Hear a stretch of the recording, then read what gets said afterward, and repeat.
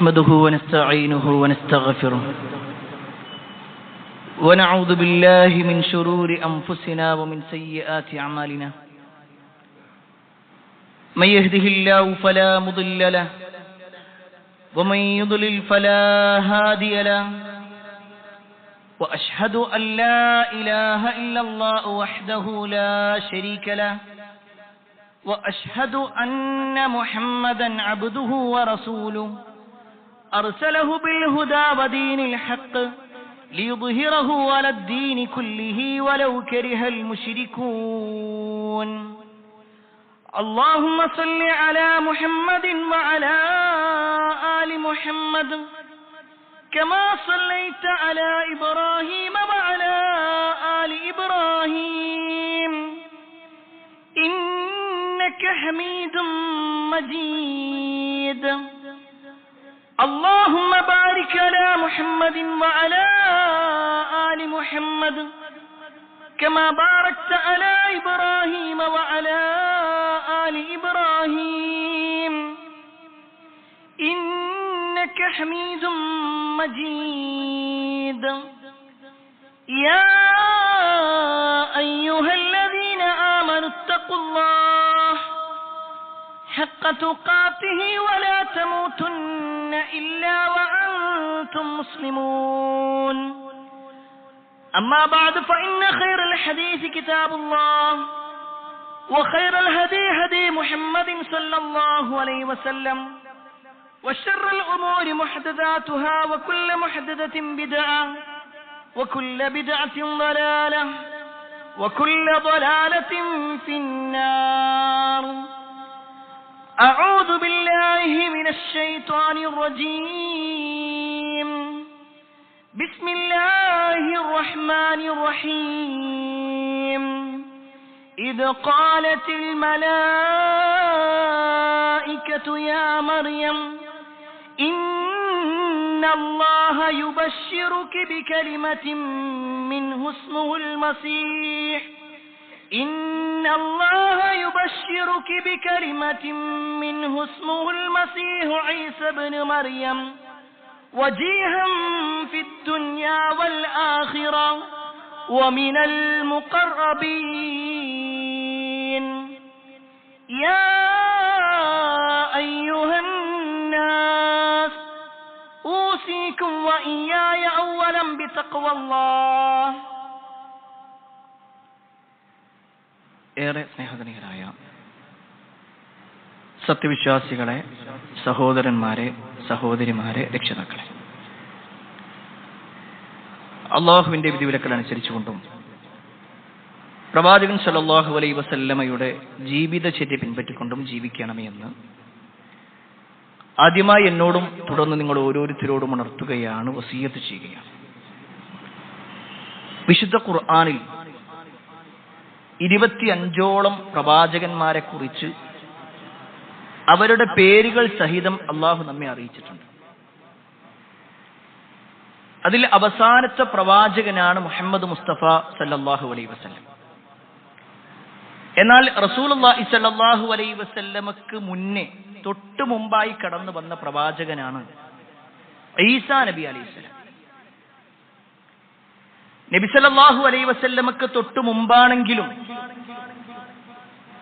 ബനു Israel എന്ന് പറയുന്ന വിഭാഗത്തിന്റെ അവസാനത്തെ പ്രവാചകൻ കൂടിയാണ് ഈസാ നബി അലൈഹിസ്സലാം. ഒരുപക്ഷെ ഈസാ നബി അലൈഹിസ്സലാമിനെ കുറിച്ച് പലപ്പോഴും പല ക്ലാസ്സുകളിലൂടെയും ഒക്കെ നമ്മൾ കേട്ടിട്ടുണ്ടെങ്കിലും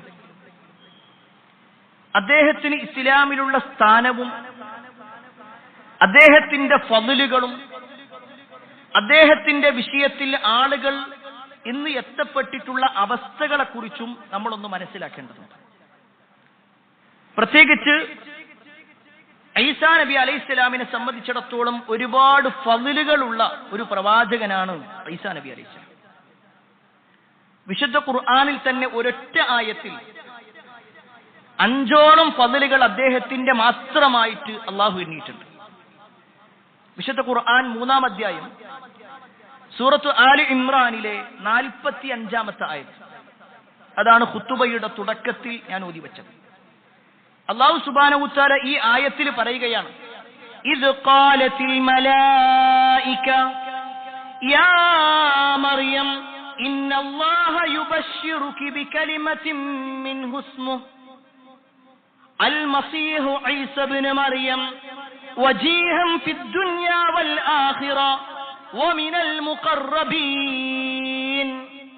ഇദ് ഖാലത്തിൽ മലായിക, മലക്കുകൾ പറഞ്ഞ സന്ദർഭം, മഹദിയായ മറിയം ബീവിയുടെ അടുക്കലേക്ക് മലക്കുകൾ വന്നിട്ട് ആ മലക്കുകൾ അവരോട് സംസാരിക്കുന്ന സംസാരത്തെക്കുറിച്ച് അല്ലാഹു പറയുകയാണ്, യാ മറിയം, അല്ലയോ മറിയമേ, ഇന്നല്ലാഹ യുബശ്ശിറുകി ബികലിമത്തിൻ മിൻ, അല്ലാഹു അവരിൽ നിന്നുള്ള ഒരു കലിമത്ത് നിങ്ങൾക്ക് നൽകിക്കൊണ്ട് നിങ്ങൾക്കൊരു സന്തോഷ വാർത്ത അറിയിക്കുകയാണ്. ഇതിൽ ഒന്നാമത്തെ കാര്യം എന്താണെന്ന് വെച്ചാൽ ഈ ഒരു പ്രയോഗമാണ്. അള്ളാഹുവിന്റെ ഒരു കലിമത്തായി അള്ളാഹു മറിയം ബീവിയിലേക്ക് നിക്ഷേപിച്ചതാണ് ഈസാ നബി അലൈഹിസ്സലാം. ഈ വാചകം പറയുമ്പോൾ പ്രത്യേകം മനസ്സിലാക്കണം, മൂന്നാളുകളുടെ ജനനത്തിനെ കുറിച്ച് വ്യത്യസ്തമായ വീക്ഷണമാണ്. വ്യത്യസ്തമായ വീക്ഷണം എന്ന് പറഞ്ഞാൽ സാധാരണ ജനനം പോലെയല്ല. എല്ലാ ആളുകളും ജനിക്കുന്നത് സ്ത്രീയും പുരുഷനും തമ്മിലുള്ള ലൈംഗികമായ ബന്ധത്തിലൂടെയുള്ള പിന്നീടുള്ള ഗർഭധാരണവും അങ്ങനെ ഒരുപാട് ഘട്ടങ്ങളിലൂടെയാണെങ്കിൽ ഈസാ നബി അലൈഹിസ്സലാമിന്റെ ജനനത്തിന് അങ്ങനെ ഒരു പുരുഷ സാമീപ്യമോ സ്പർശനമോ ഉണ്ടായിട്ടില്ല. അത് ഈസാ നബി അലൈഹിസ്സലാമിന്റെ വിഷയത്തിൽ മാത്രമല്ല, അതിനു മുമ്പും രണ്ടാളുകളുടെ വിഷയം എങ്ങനെ നടന്നിട്ടുണ്ട്. അതിലൊന്ന് മഹാനായ ആദം നബി അലൈഹിസ്സലാം, വാപ്പയും ഉമ്മയും ഇല്ലാതെയാണ്, ഒരു ആണോ പെണ്ണോ ഇല്ലാതെയാണ് ആദം നബി അലൈഹിസ്സലാമിന്റെ സൃഷ്ടിപ്പെങ്കിൽ ആദം നബി അലൈഹിസ്സലാമിന്റെ വാരിയിൽ നിന്നാണ് ഹവ്വാ ബീവിയുടെ സൃഷ്ടിപ്പ്. ഈ രണ്ടാളുകളെ മാറ്റി നിർത്തിക്കഴിഞ്ഞാൽ പിന്നീട് അങ്ങോട്ടുള്ള എല്ലാവരുടെയും ജനനം ഭാര്യാഭർത്തൃ ബന്ധത്തിലൂടെ, വാപ്പ ഉമ്മ എന്ന ബന്ധങ്ങളിലൂടെയാണ് ജനനങ്ങൾ ഉണ്ടായിട്ടുള്ളതെങ്കിൽ അതിൽ നിന്ന് തികച്ചും വ്യത്യസ്തമായി അള്ളാഹുവിന്റെ ഒരു കലിമത്ത് കൊണ്ട്, ഒരു വാക്കുകൊണ്ടുണ്ടായത് കുൻ ഫയകൂൻ. ഉണ്ടാകൂ എന്ന് പറഞ്ഞാൽ അത് ഉണ്ടാക്കാൻ അള്ളാഹ്ക്ക് കഴിവുണ്ട്. അതുകൊണ്ട് തന്നെ അല്ലാഹു സുബ്ഹാനഹു വതആല ഈ ആയത്തിലും ഒരുപാട് ആയത്തുകളിലും ഈസാ നബി അലൈഹിസ്സലാമിനെ കുറിച്ച് പറയുമ്പോൾ പല ഭാഗങ്ങളിലും അദ്ദേഹം കലിമത്തും മിനല്ലാഹ് അല്ലെങ്കിൽ കലിമത്തുല്ലാഹ് ഈ തരത്തിലുള്ള പ്രയോഗങ്ങൾ നമുക്ക് കാണുവാൻ സാധിക്കും. അത് ഒന്നാമത്തെ അദ്ദേഹത്തിന്റെ പ്രത്യേകതയാണെങ്കിൽ, രണ്ടാമത്തത് ഈ ആയത്തിൽ അല്ലാഹു സുബ്ഹാനഹു വതആല അദ്ദേഹത്തിനെ വിളിച്ചത് അൽ മസീഹ് എന്നാണ്. അൽ മസീഹ്. നമ്മൾ ദീനിന്റെ പ്രമാണങ്ങൾ പരിശോധിച്ചു നോക്കുമ്പോൾ അൽ മസീഹ് എന്നുള്ളത് രണ്ടാളുകളെ കുറിച്ച് പറയാറുണ്ട്. ഒന്ന് അൽ മസീഹ് ഈസ ഇബ്നു മറിയം, മറ്റൊന്ന് അൽ മസീഹു ദജ്ജാൽ. രണ്ടും രണ്ട് ധ്രുവങ്ങളിൽ നിൽക്കുന്നവരാണ്. പക്ഷേ നമുക്ക് ദീനിന്റെ പ്രമാണങ്ങൾ പരിശോധിക്കുമ്പോൾ രണ്ടുപേരെയും അൽ മസീഹ് എന്നാണ് പറയുന്നത്. എന്താണ് ഈസാ നബി അലൈഹിസ്സലാമക്ക് അൽ മസീഹ് ഈസ എന്ന പേര് കിട്ടുന്നത്? അല്ലാഹു സുബ്ഹാനഹു വതആല എന്തിന്റെ അർത്ഥത്തിലാണ് കൊടുത്തത്? ഈ ഒരു വിഷയത്തിൽ പണ്ഡിതന്മാർക്കിടയിൽ 3 വീക്ഷണങ്ങൾ നമുക്ക് കാണുവാൻ സാധിക്കും. ഒന്നാമത്തെ കാര്യം, അൽ മസീഹ് എന്ന് പറഞ്ഞാൽ മായ്ക്കപ്പെടുന്നവൻ, പാപങ്ങളെല്ലാം മായ്ക്കപ്പെടുന്നവനാണ്, ആ ഒരർത്ഥം അതിനുണ്ട് എന്നും. 2, അദ്ദേഹം തടവുക, മസഹ എന്ന് പറഞ്ഞാൽ തടവുക എന്നാണ്. നബി സല്ലല്ലാഹു അലൈഹി വസല്ലം തന്റെ തല തടവി, അതാണ് ഹദീസിലുണ്ടാകുന്നത്. ഇവിടെ അൽ മസീഹ് എന്ന് പറഞ്ഞാൽ തടവുന്നവൻ. ഈസാ നബി അലൈഹിസ്സലാം അദ്ദേഹത്തിന്റെ നാട്ടിലുണ്ടായിരുന്ന പല രോഗികളുടെയും രോഗശമനത്തിനു വേണ്ടി അദ്ദേഹം ഒന്ന് തടവുമ്പോൾ അവർക്ക് രോഗശമനം ലഭിക്കുന്നു. ഇങ്ങനത്തെ ഒരു പ്രവർത്തനം ചെയ്തതുകൊണ്ടാണ് അൽ മസീഹ്, അല്ലെങ്കിൽ അങ്ങനത്തെ ഒരു പ്രവർത്തനം അദ്ദേഹത്തിൽ ഉണ്ടാകുമെന്നുള്ളത് കൊണ്ടാണ് അല്ലാഹു സുബ്ഹാനഹു വതആല അൽ മസീഹ് എന്ന പേര് നൽകിയത് എന്ന് വിശദീകരിച്ചവരുണ്ട്. മൂന്നാമത്തെ ഒരു വിശദീകരണമാണ് അൽ മസീഹ് എന്ന് പറഞ്ഞാൽ അനുഗ്രഹീതനാണ്. ഇത് മൂന്നും ഈസാ നബി അലൈഹിസ്സലാമിനെ സംബന്ധിച്ചിടത്തോളം യോജിക്കുന്നതുമാണ്. എന്നാൽ ദജ്ജാലിനെ സംബന്ധിച്ചിടത്തോളം അൽ മസീഹ് എന്ന് പറഞ്ഞാൽ ഫ്ലാറ്റായ ആ ഒരു മുഖം എന്ന് പറഞ്ഞാൽ ഒരു ഭാഗത്ത് ഒരു കണ്ണ് മാത്രമേ ഉള്ളൂ, മറ്റേ ഭാഗമാകട്ടെ ഒരു കണ്ണില്ലാത്തൊരവസ്ഥയാണ്.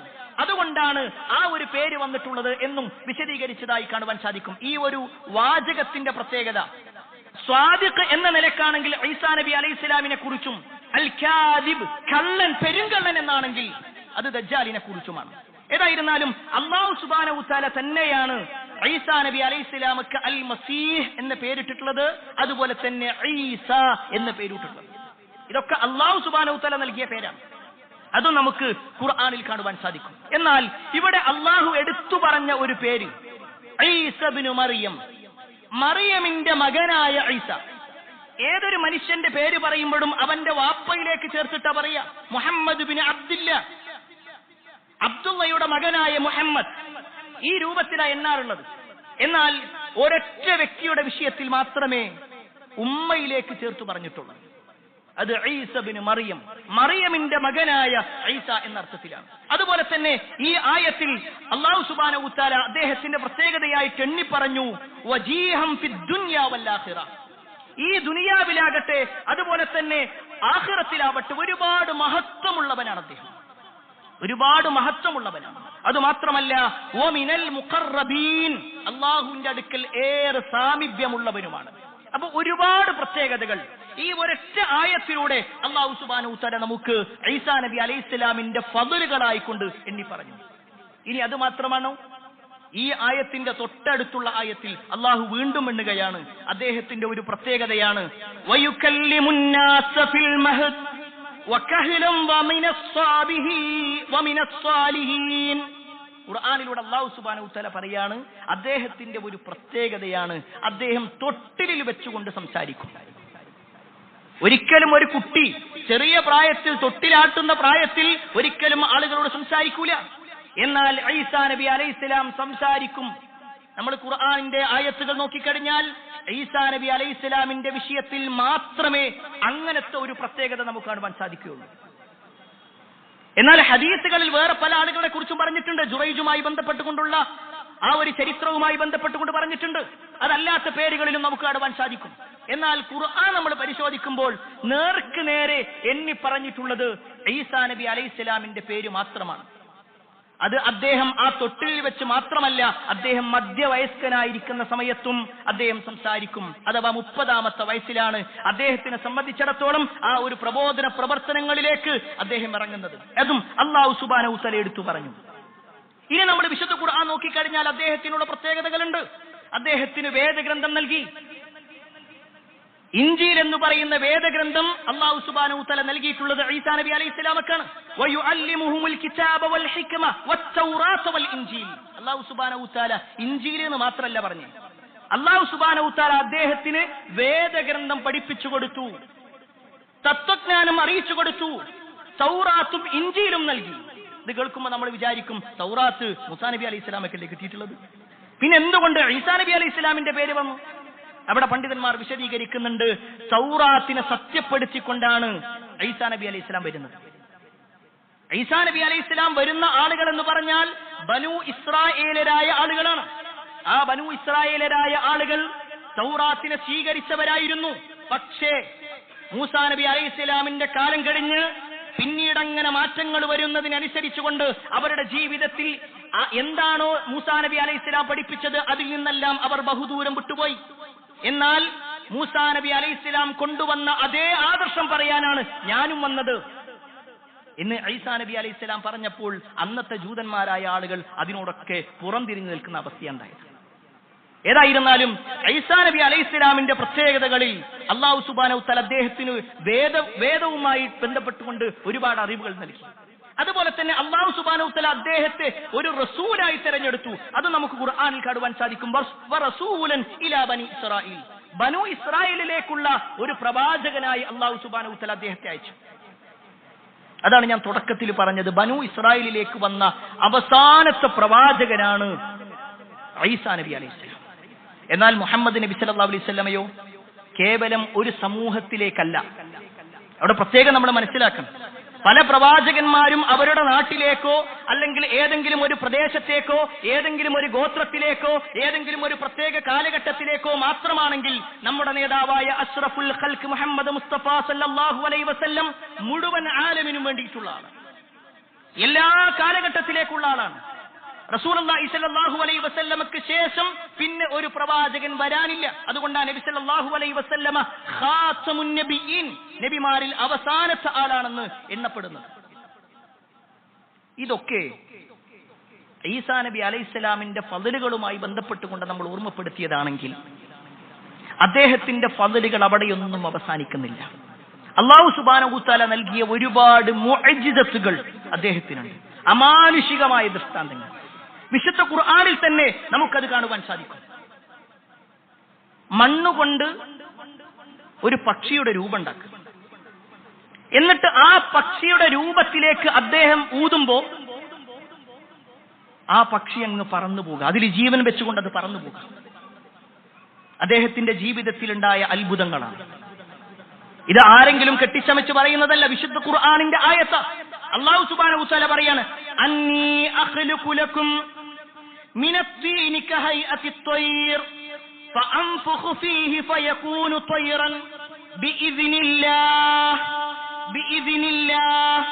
ആ വാചകം മനസ്സിലാക്കാതെ ഈസാ നബി അലൈഹിസ്സലാം പറയാണ്, പക്ഷിയുടെ ആകൃതിയിൽ ഒരു കളിമൺ രൂപം നിങ്ങൾക്ക് വേണ്ടി ഞാൻ ഉണ്ടാക്കുകയും എന്നിട്ട് ഞാൻ അതിൽ ഊതുമ്പോൾ അള്ളാഹുവിന്റെ അനുമതി പ്രകാരം അതൊരു പക്ഷിയായി തീരുകയും ചെയ്യും.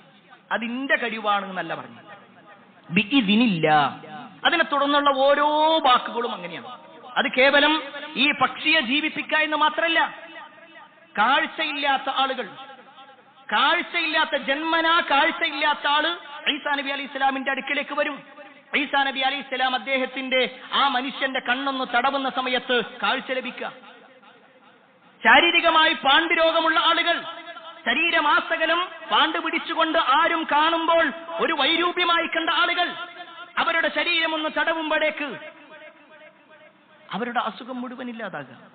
എന്തിനേറെ മരണപ്പെട്ടു പോയ ആളെ ജീവിപ്പിച്ചു ഈസാ നബി അലൈഹിസ്സലാം. അവിടൊക്കെ അദ്ദേഹം എടുത്തു പറഞ്ഞൊരു വാചകമുണ്ട്, ബിഇദ്നില്ലാ, അള്ളാഹുവിന്റെ അനുമതി പ്രകാരം. എന്തിനാണ് പ്രിയപ്പെട്ടവരെ ഞാൻ ഈ വാചകം ആവർത്തിച്ചു പറഞ്ഞതെന്നറിയൂ? ഇതൊന്നും ഈസാ നബി അലൈഹിസ്സലാമിന്റെ കഴിവേ അല്ല.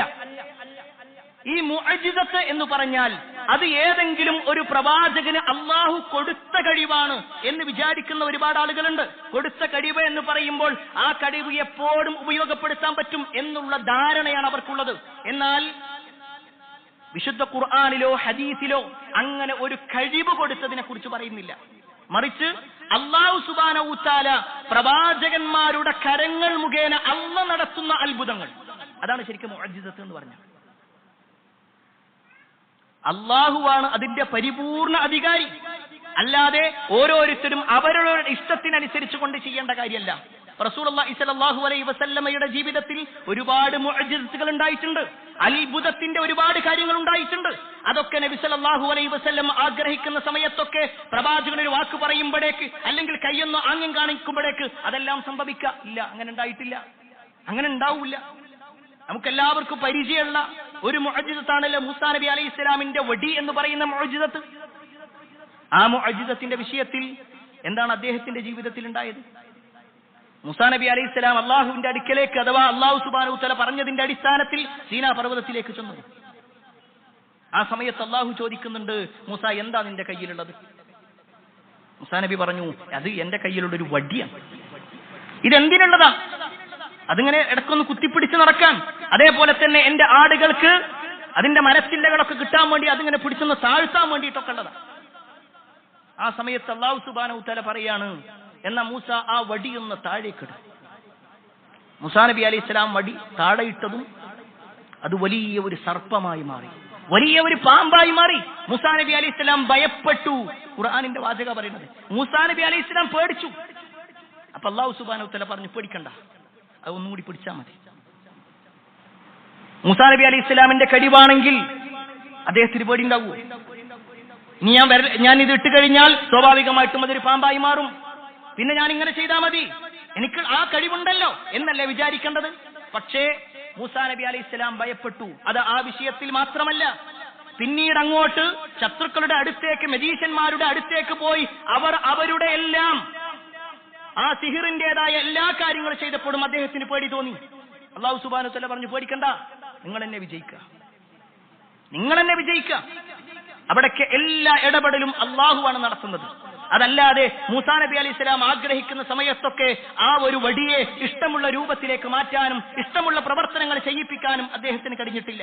എന്തിനേറെ നമ്മുടെ നേതാവായ മുഹമ്മദ് മുസ്തഫ സല്ലല്ലാഹു അലൈഹി വസല്ലമയുടെ ജീവിതത്തിലും ഒട്ടേറെ മുഅ്ജിസത്തുകൾ ഉണ്ടായിട്ടുണ്ട്. മുഅ്ജിസത്തുണ്ട്, ഇസ്ലാമിലുണ്ട്. മുഅ്ജിസത്തിന്റെ അധികാരി പൂർണ്ണമായും അല്ലാഹുവാണ്. കറാമത്തുണ്ട് ഇസ്ലാമിൽ. പക്ഷേ ആ കറാമത്തിന്റെ കഥകൾ പറഞ്ഞുകൊണ്ട്, കള്ളക്കഥകൾ പറഞ്ഞുകൊണ്ട് ആളുകളെ തെറ്റിലേക്ക് നയിക്കാനും അന്ധവിശ്വാസങ്ങളിലേക്ക് കൊണ്ടുപോകാനും അല്ല ഇസ്ലാം പഠിപ്പിച്ചത്. ഒരാൾ ദീനിയായിക്കൊണ്ട് ജീവിക്കുകയാണെങ്കിൽ ഒരു പക്ഷേ അല്ലാഹു സുബ്ഹാനഹു തആല അയാളുടെ കരങ്ങളിലൂടെ ചില അത്ഭുതങ്ങൾ കാണിച്ചെന്നു വരാം. പക്ഷേ അപ്പോഴും അത് അയാളുടെ കഴിവല്ല, അയാളോടല്ല ചോദിക്കേണ്ടത്. മറിച്ച് ഈ കറാമത്തും മുഅ്ജിസത്തും എല്ലാം അല്ലാഹുവിൽ പൂർണ്ണമാണ്. അതാണ് വിശ്വാസം. നബി സല്ലല്ലാഹു അലൈഹി വസല്ലമയുടെ കാലഘട്ടത്തിൽ വെള്ളമില്ലാതെ പ്രയാസപ്പെട്ടപ്പോ പ്രവാചകൻ സല്ലല്ലാഹു അലൈഹി വസല്ലമയുടെ വിരലുകൾക്കിടയിലൂടെ വെള്ളം വന്നു എന്ന ഹദീസുണ്ട്. നമ്മളൊരു തവണ ഈ മിമ്പറിൽ വെച്ചുകൊണ്ട് തന്നെ നബി സല്ലല്ലാഹു അലൈഹി വസല്ലമയുടെ മുഅ്ജിസത്തുകളെ കുറിച്ച് വിശദീകരിച്ചിട്ടുണ്ട്. എന്നാൽ ഏത് സമയത്തും നബി സല്ലല്ലാഹു അലൈഹി വസല്ലം ആഗ്രഹിക്കുമ്പോഴെല്ലാം ആ വിരലുകളിൽ നിന്ന് വെള്ളം വരുത്താൻ നബി സല്ലല്ലാഹു അലൈഹി വസല്ലമക്ക് കഴിയോ? ഇല്ല. എന്തുകൊണ്ട്? അല്ലാഹു സുബ്ഹാനഹു വതആല തീരുമാനിക്കുമ്പോൾ മാത്രമേ ഉണ്ടാവുള്ളൂ. അതിനപ്പുറത്തേക്ക് ഒരാൾക്ക് ഇടപെടാൻ കഴിയൂല. എന്നാൽ ഖേദകരമെന്ന് പറയട്ടെ, ഇന്ന് പല ആളുകളും ഈ വിഷയങ്ങളൊന്നും അറിയാതെ പല ആളുകൾക്കും പല സിദ്ധികളും കൊടുത്തുകൊണ്ട് അവരുടെ അടുത്തേക്ക് തന്റെ വിശ്വാസവും തന്റെ സമ്പത്തും നശിപ്പിച്ച ഒരവസ്ഥയാണ് കണ്ടുകൊണ്ടിരിക്കുന്നത്. അല്ലെ, കഴിഞ്ഞ ആഴ്ചയിൽ പോലും നമ്മൾ കേട്ടു കാസർഗോഡ് ജില്ലയിൽ ജിന്നുമ്മയായി വന്ന ആളുകളെ കുറിച്ച് എന്തെല്ലാം വലിയ തട്ടിപ്പുകളെ നടത്തിയെന്നത്. 500-ലധികം പവനുമായി കൊണ്ട് ഒരു മനുഷ്യനെ പറ്റിക്കുക. ഞാനതിന്റെ മുഴുവൻ വിഷയങ്ങളും വിശദീകരിക്കാനല്ല, പക്ഷേ ആളുകൾ വിചാരിക്കുന്നത് ഇവരൊക്കെ വിചാരിച്ചാൽ പലതും ചെയ്യാൻ കഴിയും, ഇവരൊക്കെ അള്ളാന്റെ അടുക്കൽ വലിയ പുണ്യമുള്ള ആളുകളാണ്, ഇവരൊക്കെ സിദ്ധന്മാരാണ്. ഈ രൂപത്തിലാ വ്യാഖ്യാനിക്കാറുള്ളത്. എന്നാൽ റസൂലുള്ളാഹി സ്വല്ലല്ലാഹു അലൈഹി വസല്ലം പഠിപ്പിച്ച ദീനിൽ അങ്ങനത്തെ ഒന്നില്ല എന്നതുകൂടി നമ്മൾ മനസ്സിലാക്കുക. പ്രിയപ്പെട്ടവരെ, ഇത്രയും വിശദീകരിച്ചത് ഈസാ നബി അലൈഹിസ്സലാമുമായി ബന്ധപ്പെട്ടുകൊണ്ടുള്ള ഫദ്ലിനെ കുറിച്ചാണെങ്കിൽ, ഈ ഈസാ നബി അലൈഹിസ്സലാമിന്റെ വിഷയത്തിൽ ഇന്ന് ലോകത്തുള്ള പ്രബലമായ 3 മതങ്ങൾ, ഒന്ന് ജൂതന്മാരും, മറ്റൊന്ന് ക്രൈസ്തവരും, മറ്റൊന്ന് ഇസ്ലാം. ഈ 3 മതത്തിനും 3 വിശദീകരണങ്ങളാണ്. 3 മതവും 3 തരത്തിലാണ് ഈസാ നബി അലൈഹി ഇസ്ലാമിനെ വിശദീകരിക്കുന്നത്. അതിൽ ഒന്നാമത്തെ വിഭാഗമായ ജൂതന്മാർ, അവർ ഈസാ നബി അലൈഹി ഇസ്ലാമിനെ വ്യഭിചാരപുത്രനായിക്കൊണ്ടും ഈസാ നബി അലൈഹി ഇസ്ലാമിനെ ഞങ്ങൾ കൊലപ്പെടുത്തി എന്നുമാണ് വാദിക്കുന്നത്. സുബ്ഹാനല്ലാഹ്, ഒരു സാധാരണ മനുഷ്യന്റെ വിഷയത്തിൽ പോലും അയാൾ വ്യഭിചാരത്തിലുണ്ടായ കുട്ടിയാണ്, അല്ലെങ്കിൽ അയാൾ ഒരു വ്യഭിചാരപുത്രനാണെന്ന് പറയുന്നത് എത്രത്തോളം വലിയ ആരോപണമാണ്. എന്നാൽ അള്ളാഹുവിന്റെ മുഖറബായിട്ടുള്ള, അള്ളാഹു അങ്ങനെ എണ്ണിയിട്ടുള്ള ഈസാ നബി അലൈഹി ഇസ്ലാമിന്റെ കാര്യത്തിലാണ് പറയുന്നത് അദ്ദേഹം വ്യഭിചാരപുത്രനാണ്. എന്നാൽ അല്ലാഹു സുബ്ഹാനഹു വതആല ഈ വിഷയത്തെ കൃത്യമായി കൊണ്ട് എതിർക്കുന്നുണ്ട്. കാരണം മറിയം ബീവിയുടെ വാചകം തന്നെയാണ്. മറിയം ബീവിയോട് നിങ്ങൾക്കൊരു കുഞ്ഞ് ജനിക്കുമെന്ന് പറഞ്ഞപ്പോ അവർ പറയുന്ന ഒരു വാചകമുണ്ട്, ഖാലതു റബ്ബി അന്നാ യകൂനു ലീ വലദ് വലം യംസസ്നീ ബശർ. മറിയം ബീവി പറയാണ്, റബ്ബേ എനിക്കെങ്ങനെ കുഞ്ഞ് ജനിക്കും? എന്നെ ഇന്ന് വരെ ഒരു പുരുഷൻ സ്പർശിച്ചിട്ടില്ല, ആ ഒരു രൂപത്തിലുള്ള ഒരു സ്പർശനം ഉണ്ടായിട്ടില്ല, ഞാൻ അങ്ങനത്തെ ഒരു മോശം പെണ്ണുമല്ല, പിന്നെ എങ്ങനെയാണ് എനിക്ക് കുഞ്ഞ് ജനിക്കുക? അവരുടെ ഒരു വാക്കുണ്ട്, അതിന് അല്ലാഹു സുബ്ഹാനഹു വതആല പറഞ്ഞ മറുപടി എന്താണ്? ഖാല കദാലിക അല്ലാഹു യഖ്ലുഖു മാ യശാ. അപ്രകാരമാണ് അല്ലാഹു സുബ്ഹാനഹു വതആല സൃഷ്ടിപ്പ് ഉദ്ദേശിച്ചാൽ അല്ലാഹു സുബ്ഹാനഹു വതആല അത് നിർവഹിക്കും. ഇദാ ഖലാ അംറൻ ഫയഖൂലു ലഹു കുൻ ഫയകുൻ. ഒരു കാര്യം ഉണ്ടാകാൻ വേണ്ടി അല്ലാഹു പറഞ്ഞാൽ അത് ഉണ്ടാകുകയും ചെയ്യും. അല്ലാഹുവാണ് ഇതിന്റെ പൂർണ്ണമായി കൊണ്ട് മറിയം ബീവിയുടെ വിഷയത്തിൽ ഇടപെടുന്നത്. എന്നാൽ ആ മറിയം ബീവിയെ വളരെ മോശമായി ചിത്രീകരിച്ചു അന്നും ഇന്നും ജൂതന്മാർ. ഖേദകരമെന്ന് പറയട്ടെ, ഇന്നും അതിനെക്കുറിച്ച് അറിവില്ലാത്തത് കൊണ്ടായിരിക്കും പലപ്പോഴും ഇപ്പോഴും ഇസ്രായേലിന്റെ പിന്നാലെ നടക്കുന്ന ക്രൈസ്തവ സഹോദരങ്ങളെ കാണുമ്പോൾ അത്ഭുതം തോന്നും. അവർ ഒരിക്കലും ഈ ഒരു ക്രിസ്ത്യാനിറ്റി അവർ അംഗീകരിക്കുന്നില്ല. ക്രിസ്ത്യാനികളുടെ ഒരു വാദം പോലും ജൂതന്മാർ അംഗീകരിക്കുന്നില്ല. എന്നിട്ടും ജൂതൻ എന്ത് ചെയ്യുമ്പോഴും അതിനെ സപ്പോർട്ട് ചെയ്യാൻ, കാരണം ജൂതൻ മുസ്ലിമിന്റെ ശത്രുവാണ്, മുസ്ലിമിന്റെ ശത്രു ഞങ്ങളുടെയും ശത്രുവല്ല, മറിച്ച് മുസ്ലിം ഞങ്ങളുടെ ശത്രുവാണെന്ന നിലക്ക് കാണുന്നത്. ആ ഒരു നിലക്ക് വ്യാഖ്യാനിക്കും ചെയ്യാം. ഇസ്ലാമിനെ മാത്രമേ അവർക്ക് വിമർശിക്കാൻ കഴിയുള്ളൂ, ഇസ്ലാമിനെ മാത്രമായിട്ട് അവരെതിർക്കുക ചെയ്യാറുള്ളൂ. അത് നമ്മുടെ കേരളക്കരയിൽ പോലും പച്ച മലയാളത്തിൽ പോലും വർഗീയത എഴുതുന്ന ആളുകൾ ഒരു നിമിഷമെങ്കിലും ആലോചിച്ചിരുന്നെങ്കിൽ അത്രേ നമുക്ക് അവരുടെ വിഷയത്തിൽ പറയാൻ കഴിയും. രണ്ടാമത്തെ വിഭാഗം മഹാനായ ഈസാ നബി അലൈഹിസ്സലാമുമായി ബന്ധപ്പെട്ടുകൊണ്ട് അങ്ങേറ്റം ഒരിക്കലും അള്ളാഹ്ക്ക് ഇഷ്ടമില്ലാത്ത ചില വാക്കുകളുമായി കൊണ്ട് ഏറ്റവും അള്ളാന്റെ സ്ഥാനത്തേക്ക് കയറ്റിവെക്കുന്നൊരവസ്ഥ ഉണ്ടായി. അതാണ് ക്രൈസ്തവരായ ആളുകൾ. അവർ ഈസാ നബി അലൈഹിസ്സലാം ദൈവപുത്രനാണ് എന്നും അദ്ദേഹം ഒരിക്കലും കൊല ചെയ്യപ്പെട്ടിട്ടില്ല, അദ്ദേഹത്തെ അങ്ങനെ ഉയർത്തുകയാണ് ഉണ്ടായത്, അല്ലെങ്കിൽ അദ്ദേഹത്തെ കുരിശേറ്റുകയാണ് ഉണ്ടായത്, ഇങ്ങനെ പല വ്യാഖ്യാനങ്ങളുണ്ട്. ഞാൻ ഈ വാചകം ബോധപൂർവമാണ് പറയുന്നത്. ചില ആളുകൾ പറയുന്നു അദ്ദേഹം കൊല ചെയ്യപ്പെട്ടു എന്ന്, വേറെ ചില ആളുകൾ പറയുന്നു ഇല്ല അദ്ദേഹം കുരിശിലേറ്റപ്പെട്ടിട്ടില്ല. ഈ രൂപത്തിലൊക്കെ വ്യാഖ്യാനിക്കുന്നവരുണ്ട്. ഏതായിരുന്നാലും ക്രൈസ്തവരെ സംബന്ധിച്ചിടത്തോളം അവർ വാദിക്കുന്ന വാദം ഈസാ നബി അലൈഹിസ്സലാം ദൈവപുത്രനാണ്. എന്താണ് ഇസ്ലാം അതിന് കൊടുക്കുന്ന മറുപടി? അവർക്ക് അവരുടെ വിശ്വാസം അനുസരിച്ച് ജീവിക്കാം. എന്നാൽ ഇസ്ലാമിന്റെ മറുപടി എന്താ? നമുക്കെല്ലാവർക്കും പരിചയമുള്ള ഖുർആനിന്റെ ഒരു ആയത്തുണ്ട്, ലം യലിദ് വലം യൂലദ്. ലം യലിദ് വലം യൂലദ്, അല്ലാഹു ജനിച്ചിട്ടുമില്ല ജനിപ്പിച്ചിട്ടുമില്ല. അഥവാ അല്ലാഹു സുബ്ഹാനഹു വതആല ആരുടെയും മകനല്ല, ആരുടെയും പിതാവുമല്ല. ഏറ്റവും സിമ്പിളായിട്ട് പറയാൻ പറ്റുന്ന അള്ളാഹു ഒരാളുടെയും മകനല്ല, അള്ളാഹു ഒരാളുടെയും വാപ്പയുമല്ല. എന്തുകൊണ്ട് എന്ന് ചോദിച്ചാൽ ഈസാ നബി അലൈഹിസ്സലാം ഈ ലോകത്തേക്ക് പ്രസവിക്കുന്നതിന് മുമ്പ് അദ്ദേഹത്തിനൊരു ഉമ്മയുണ്ട്. ആ ഉമ്മ ഭക്ഷണം കഴിച്ചിട്ടുണ്ട്, അവർ കുടുംബമായി ജീവിച്ചിട്ടുണ്ട്, അവർക്ക് ഭക്ഷണം ലഭിച്ചിട്ടുണ്ട്, വെള്ളം കുടിച്ചിട്ടുണ്ട്, ഈത്തപ്പഴം കഴിച്ചിട്ടുണ്ട്, എല്ലാം അവരും അംഗീകരിക്കുന്നു. എങ്കിൽ ഈസാ നബി അലൈഹിസ്സലാം വരുന്നതിന് മുമ്പേ ഈ ലോകം ആരുണ്ടാക്കി?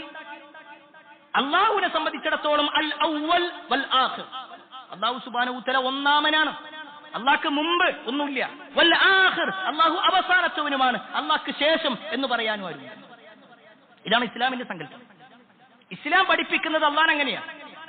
എന്നാൽ ക്രൈസ്തവരെ സംബന്ധിച്ചിടത്തോളം ദൈവത്തിന്റെ മകൻ എന്ന നിലക്കാണ് ഈസാ നബി അലൈഹിസ്സലാമിനെ എണ്ണുന്നത്. എന്നാൽ അല്ലാഹു സുബ്ഹാനഹു വതആല അതിനെ ഒന്നുകൂടി എതിർത്തു. മാ കാന ലില്ലാഹി അൻ യത്തഖിദ മിൻ വലദ് സുബ്ഹാനഹു ഇദാ ഖളാ അംറൻ ഫഇന്നമാ യഖൂലു ലഹു കുൻ ഫയകൂൻ. അവർ പറയുന്ന വാചകത്തെ കുറിച്ച് പറയാണ്, ഒരു സന്താനത്തെ അള്ളാഹു സ്വീകരിക്കുക എന്നുള്ളത് ഒരിക്കലും ഉണ്ടാവുന്നതല്ല. സുബ്ഹാനഹു, അള്ളാഹു എത്ര പരിശുദ്ധൻ. നിങ്ങൾ വിശുദ്ധ ഖുർആനിന്റെ ആയത്തുകൾ പരിശോധിക്കുമ്പോൾ സുബ്ഹാന എന്ന പ്രയോഗങ്ങളൊക്കെ അത്ഭുതത്തിനെ സൂചിപ്പിക്കുന്നതോടൊപ്പം അള്ളാഹുവിൽ ശിർക്ക് വെക്കുകയോ അള്ളാഹുവിന്റെ ഏതെങ്കിലും ഒരു കാര്യത്തെ നിഷേധിക്കുകയോ ചെയ്യുമ്പോഴൊക്കെ ആ ഒരു പ്രയോഗം വരും. സുബ്ഹാനല്ലാഹി അമ്മാ യുശ്രികൂൻ, അവർ പങ്കു ചേർക്കുന്നതിൽ നിന്ന് അള്ളാഹു എത്ര പരിശുദ്ധനായിരിക്കും. അള്ളാഹുവിന്റെ സുബ്ഹാന സുബ്ഹാന ആ ഒരു പ്രയോഗം മനസ്സിലാക്കുക. സുബ്ഹാനഹു എന്ന് പറഞ്ഞു അവർ അള്ളാഹ്ക്ക് മക്കളുണ്ട് എന്ന് പറയാ, അള്ളാഹു ഒരു സന്താനത്തെ സ്വീകരിച്ചു എന്ന് പറയാ. അള്ളാഹു സുബ്ഹാനഹു വതആല അതിനെ കൃത്യമായി എതിർക്കുന്നുണ്ട്. അങ്ങനെ അള്ളാഹു സുബ്ഹാനഹു വതആല ഒരാളെയും തന്റെ മകനായി സ്വീകരിച്ചിട്ടില്ല. അത് ഇന്ന് ക്രൈസ്തവരായ ആളുകൾ അവരുടെ വേദങ്ങളിൽ പോലും കാണാൻ കഴിയും. ദൈവത്തിന്റെ മകൻ എന്ന നിലയ്ക്ക് എണ്ണുകയാണെങ്കിൽ അത് ആദം നബി അലൈഹി ഇസ്ലാമിനെ കുറിച്ചും ബൈബിളിൽ എണ്ണപ്പെട്ടിട്ടുണ്ട്, സുലൈമാൻ നബി അലൈഹി ഇസ്ലാമിനെ കുറിച്ചും എണ്ണിട്ടുണ്ട്, അയ്യൂബ് നബിയെ കുറിച്ചും എണ്ണിയിട്ടുണ്ട്. എന്നാൽ അവരൊക്കെ ദൈവത്തിന്റെ മക്കളാണോ? ബൈബിൾ നോക്കിക്കഴിഞ്ഞാൽ അതൊക്കെ ആ രൂപത്തിൽ എണ്ണപ്പെട്ടതായിട്ട് നമുക്ക് കാണാൻ സാധിക്കും. ചില ആളുകളൊക്കെ ആ രൂപത്തിലാണ് രേഖപ്പെടുത്തിയിട്ടുള്ളത്. ഏതായിരുന്നാലും ഒരു വിശ്വാസിയെ സംബന്ധിച്ചിടത്തോളം അത്തരത്തിലല്ല വിശ്വസിക്കേണ്ടത് എന്നതുകൂടി നമ്മൾ മനസ്സിലാക്കാം. ഇനി മൂന്നാമത്തത്, ആദ്യത്തെ രണ്ട് വിഭാഗം ക്രൈസ്തവരെ സംബന്ധിച്ചിടത്തോളം അവർ അള്ളാഹുവിന്റെ സ്ഥാനത്തേക്ക് വെച്ചു. ജൂതരെ സംബന്ധിച്ചിടത്തോളം അവർ ഏറ്റവും മോശമായ വ്യഭിചാരപുത്രൻ എന്ന് പറഞ്ഞു. എന്നാൽ ഇതിന്റെ രണ്ടിന്റെയും ഒരു ഉസ്ത, ഒരു മധ്യമ നിലപാടാണ് ഇസ്ലാമിന്. ഇസ്ലാം പറയുന്നത് ഈസാ നബി അലൈഹിസ്സലാം അള്ളാഹുവിന്റെ അടിമയും അവന്റെ ഒരു പ്രവാചകനും. എന്തുകൊണ്ട് അത് പറയുന്നു എന്ന് ചോദിച്ചാൽ ഈസാ നബി അലൈഹിസ്സലാം പറഞ്ഞത് അങ്ങനെയായതുകൊണ്ടാണ്. അദ്ദേഹം ആ ഒരു സമയം മറിയം ബീവിയുടെ അടുക്കൽ മറിയം ബീവിയുമായി ബന്ധപ്പെട്ടുകൊണ്ട് അവർ ആ കുഞ്ഞിനെ പ്രസവിച്ചു വന്ന സമയത്ത് ജൂതന്മാരും അവിടെ ഉണ്ടായിരുന്ന ആളുകളെല്ലാം അവരെ വിമർശിച്ചു. മറിയമേ, എന്തേ നീ ഇങ്ങനെയായി പോയത്? നിന്റെ വാപ്പയും ഉമ്മയും ഇങ്ങനത്തെ മോശക്കാരിയൊന്നല്ലോ, പിന്നെ എന്തേ നീ കുടുംബത്തെ പറയിപ്പിക്കാൻ, ഈ നാടിനെ പറയിപ്പിക്കാൻ നീ എന്തുകൊണ്ട് ഇത്തരത്തിലൊരു തെറ്റ് ചെയ്തു എന്ന് പറയുമ്പോൾ അള്ളാഹുവിന്റെ കൽപ്പന പ്രകാരം മറിയം ബീവി ഒന്നും മിണ്ടിയില്ല. മറിയം ബീവി വിരൽ ചൂണ്ടുക മാത്രമാണ് ചെയ്തത്. ഈസാ നബി അലൈഹിസ്സലാം കിടക്കുന്ന ഒരു കുഞ്ഞായി കിടക്കുന്ന ഈസാ നബിയുടെ ഭാഗത്തേക്ക് വിരൽ ചൂണ്ടി നിങ്ങൾ ആ കുട്ടിയോട് ചോദിക്കൂ എന്നുള്ളത്. ആ സമയത്ത് അവരും ചോദിച്ചു, മറിയം എന്താ നീ പറയുന്നത്? ഈ കുട്ടി സംസാരിക്കേ, ഈ തൊട്ടിലിൽ കിടക്കുന്ന കുട്ടി എങ്ങനെ സംസാരിക്കും? പക്ഷേ ആ സമയത്താണ് ഈസാ നബി അലൈഹിസ്സലാം സംസാരിക്കുന്നത്. എന്താണ് അദ്ദേഹത്തിന്റെ സംസാരം? ഖാല ഇന്നി അബ്ദുല്ലാഹ് ആതാനിയൽ കിതാബ് വജഅലനീ നബിയ്യാ. കൃത്യമായിട്ടുള്ള വാക്കുകളാണ്. അദ്ദേഹം പറയാണ്, ഇന്നി അബ്ദുല്ലാഹ്, ഞാൻ അല്ലാഹുവിന്റെ അടിമയാണ്. ഒന്നാമത്തെ വാക്കത് അല്ലാഹുവിന്റെ അടിമയാണ്. ഈ അടിമയാണെന്ന് പറയുമ്പോൾ അതൊരു മോശം പ്രയോഗമല്ല. നമ്മുടെ നേതാവായ മുഹമ്മദ് മുസ്തഫ സല്ലല്ലാഹു അലൈഹി വസല്ലമ പോലും ഇന്നി അബ്ദുല്ലാഹി വറസൂലു എന്ന് പറയും. ഞാൻ അല്ലാഹുവിന്റെ അടിമയാണ്, ഞാൻ അല്ലാഹുവിന്റെ റസൂലാണ്. അതേ പ്രയോഗം തന്നെയാണ് ഈസാ നബി അലൈഹിസ്സലാം പറയുന്നത്. ഇന്നി അബ്ദുല്ലാഹ്, ഞാൻ അല്ലാഹുവിന്റെ അടിമയാണ്. വആതാനിൽ കിതാബ്, എനിക്ക് അല്ലാഹു സുബ്ഹാനഹു വതആല വേദഗ്രന്ഥം നൽകുന്നുണ്ട്. വജഅലനി നബിയ്യ, എന്നെ ഒരു നബിയാക്കി അല്ലാഹു മാറ്റുകയും ചെയ്തിട്ടുണ്ട്. ഈ ഒരു വാചകം പ്രിയപ്പെട്ടവരെ ഈസാ നബി അലൈഹിസ്സലാം പറയുന്നത്. ഈസാ നബി ഒരിക്കൽ പോലും പറഞ്ഞിട്ടില്ല ഞാൻ അള്ളാന്റെ മകനാണെന്ന്. ഒരിക്കൽ പോലും ബാധിച്ചിട്ടില്ല. ഇവിടെ സാന്ദർഭികമായി നമ്മൾ മനസ്സിലാക്കേണ്ടത്, ഈ ഒരു വാദം ഇസ്ലാം അംഗീകരിക്കുന്നില്ല എന്ന് മാത്രമല്ല, അതിനെ കണിശമായി എതിർക്കേണ്ടത്.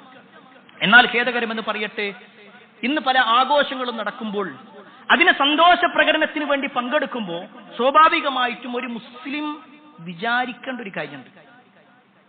മുസ്ലിം വിചാരിക്കേണ്ട ഒരു കാര്യം, അവന്റെ വിശ്വാസത്തിൽ ഇത് ശരിയാണോ അല്ലേ?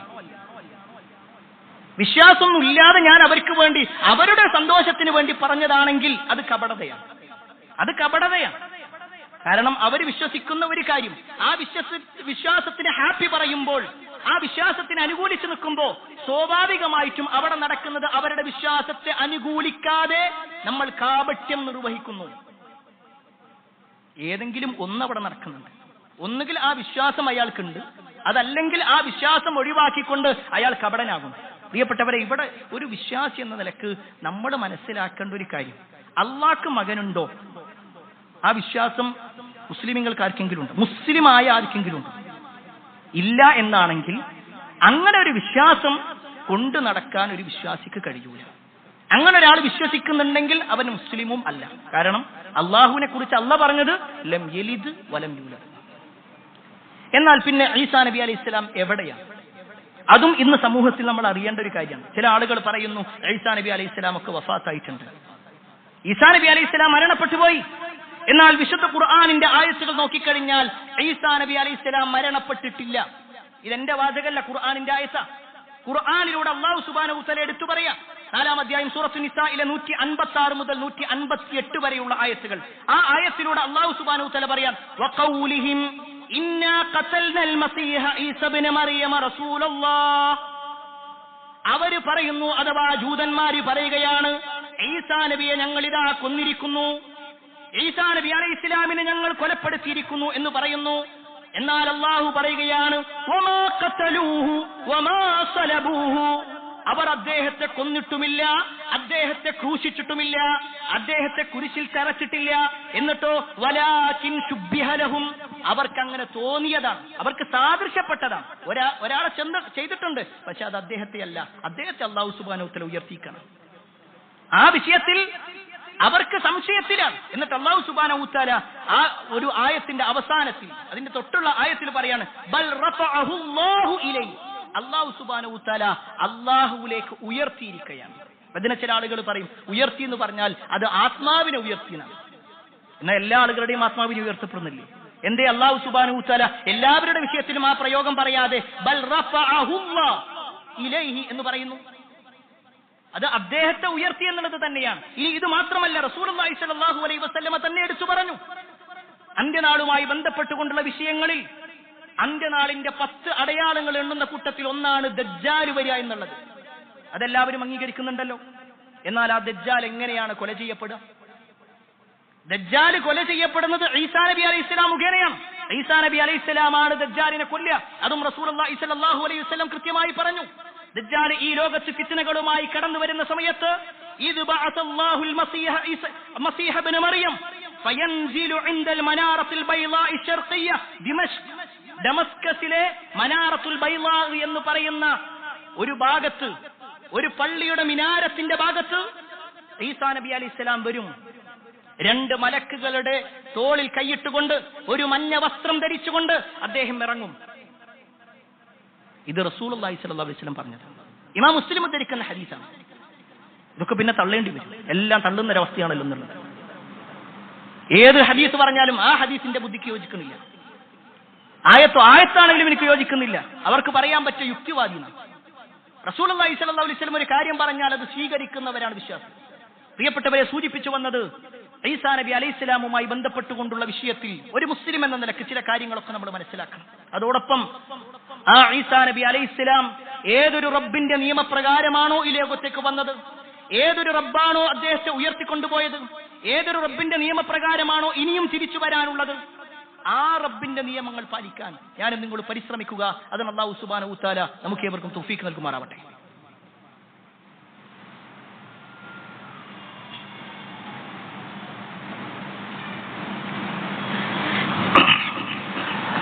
അൽഹംദുലില്ലാഹി റബ്ബിൽ ആലമീൻ വസ്സലാത്തു വസ്സലാമു അലാ റസൂലില്ലാഹ് വഅലാ ആലിഹി വഅസ്ഹാബിഹി അജ്മഈൻ. അമ്മാ ബഅദ്.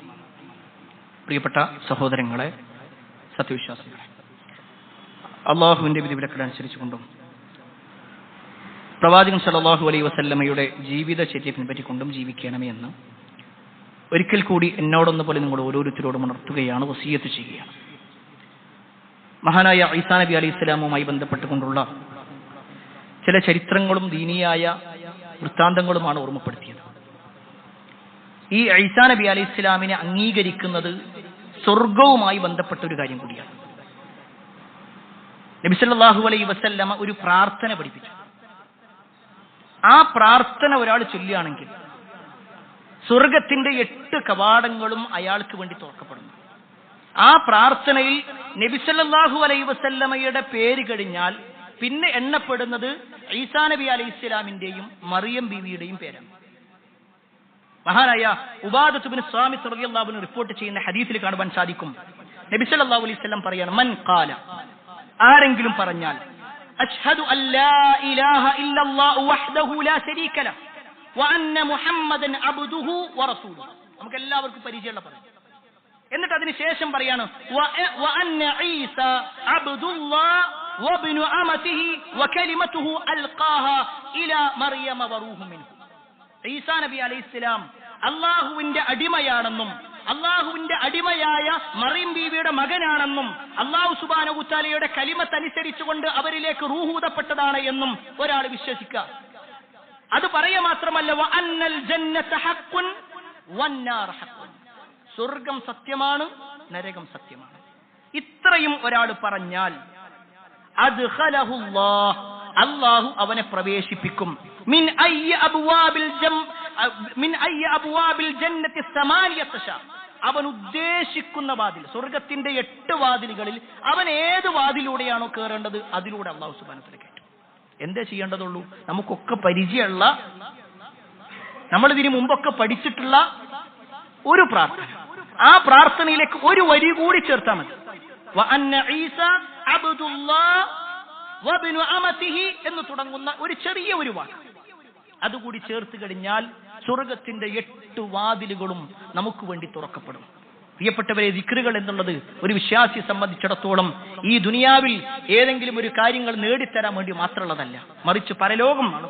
പരലോകത്ത് രക്ഷപ്പെടാൻ വേണ്ടിയാണ് നമ്മെ സംബന്ധിച്ചിടത്തോളം എല്ലാ ദിക്റുകളും ദുആകളും കൂടുതലായി നമ്മൾ നിർവഹിക്കേണ്ടത്. അല്ലാഹു സുബ്ഹാനഹു വ തആല നമ്മൾ ചെയ്യുന്ന ഓരോ സൽക്കർമ്മങ്ങളും നമ്മളിൽ നിന്നും സ്വീകരിക്കുമാറാവട്ടെ. എല്ലാ അർത്ഥത്തിലും നന്മകൾ ചെയ്ത് ജീവിക്കുന്ന ആളുകളിൽ അല്ലാഹു നമ്മേവരെയും ഉൾപ്പെടുത്തുമാറാവട്ടെ. ഒരുപാട് ആളുകൾ പ്രാർത്ഥന കൊണ്ട് വസിയത്ത് നൽകിയിട്ടുണ്ട്. എല്ലാവരുടെയും പ്രാർത്ഥന അല്ലാഹു സ്വീകരിക്കുമാറാവട്ടെ. ഒരു സഹോദരൻ, അദ്ദേഹത്തിന്റെ ഭാര്യ പ്രയാസത്തിലായി ഹോസ്പിറ്റലിൽ അഡ്മിറ്റാണ്. അതേപോലെ തന്നെ വേറൊരു കുടുംബം, അതിൽ ഒരു സഹോദരനാണ് ഹോസ്പിറ്റലിൽ അഡ്മിറ്റ് ആയിട്ടുള്ളത്. അതേപോലെ തന്നെ ശാരീരികമായി കണ്ണിന് അസുഖം പിടിപെട്ടിട്ടുള്ള ഒരു സഹോദരി. അള്ളാഹു ഇവരുടെ എല്ലാ പ്രയാസങ്ങളും നീക്കി കൊടുക്കുമാറാവട്ടെ. പരിപൂർണമായ ശമനം അള്ളാഹു സുബ്ഹാനഹു വ തആല നൽകുമാറാവട്ടെ. ഈ ലോകത്തും പരലോകത്തും സമാധാനമുള്ള ജീവിതം അവർക്കും നമുക്കും അള്ളാഹു നൽകുമാറാവട്ടെ. എല്ലാ അർത്ഥത്തിലും നന്മകൾ ചെയ്ത് ജീവിക്കുന്ന ആളുകളിൽ അള്ളാഹു നമ്മെ ഇവരെയും ഉൾപ്പെടുത്തുമാറാവട്ടെ. നമ്മുടെ മാതാപിതാക്കൾക്ക് അള്ളാഹു സ്വർഗം നൽകുമാറാവട്ടെ. അല്ലാഹുമ്മ ഗ്ഫിർ മുഅ്മിനീന വൽ മുഅ്മിനാത്ത് വൽ മുസ്ലിമീന വൽ മുസ്ലിമാത്ത് അൽ അഹ്യാഇ മിൻഹും വൽ അംവാത്ത് ഇന്നക മുജീബുദ് ദഅവാതി യാ ഖാദിൽ ഹജാത്ത്. اللهم اجرنا من النار اللهم اجرنا من النار اللهم اجرنا من النار ربنا آتنا في الدنيا حسنة وفي الآخرة حسنة وقنا عذاب النار آمين آمين برحمتك يا أرحم الراحمين والحمد لله رب العالمين.